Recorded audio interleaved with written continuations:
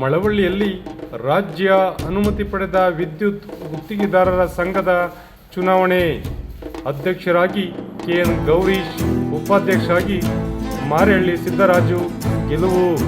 ಮಳವಳ್ಳಿಯಲ್ಲಿ ರಾಜ್ಯ ಅನುಮತಿ ಪಡೆದ ವಿದ್ಯುತ್ ಗುತ್ತಿಗೆದಾರರ ತಾಲೂಕು ಸಂಘಕ್ಕೆ ಭಾನುವಾರ ನಡೆದ ಚುನಾವಣೆಯಲ್ಲಿ ಅಧ್ಯಕ್ಷರಾಗಿ ಗೌರೀಶ್ ಕೆಎನ್ ಹಾಗೂ ಉಪಾಧ್ಯಕ್ಷರಾಗಿ ಮಾರೇಹಳ್ಳಿ ಸಿದ್ದರಾಜು ಗೆಲುವು ಸಾಧಿಸಿದ್ದಾರೆ.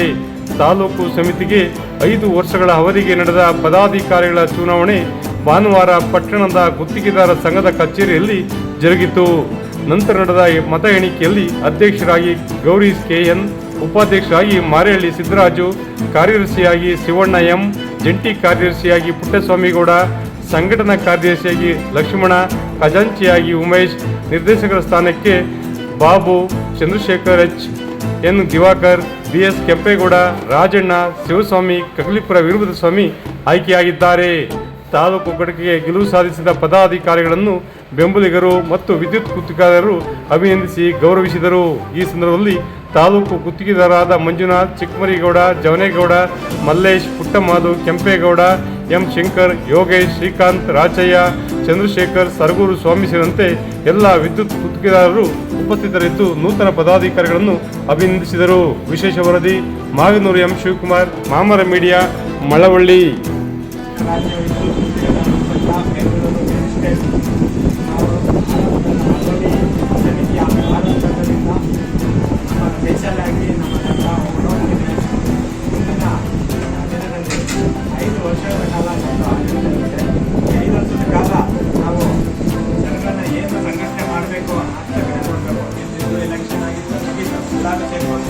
ಸಂಘಟನೆ ಮಾಡಬೇಕು, ಬೆಳವಣಿಗೆಗೆ ಸ್ಪಂದಿಸಬೇಕು ಕೆಲವು ಅಂತೇಳಿ ಮಾಡ್ಕೊಳ್ಳ ಅಂತ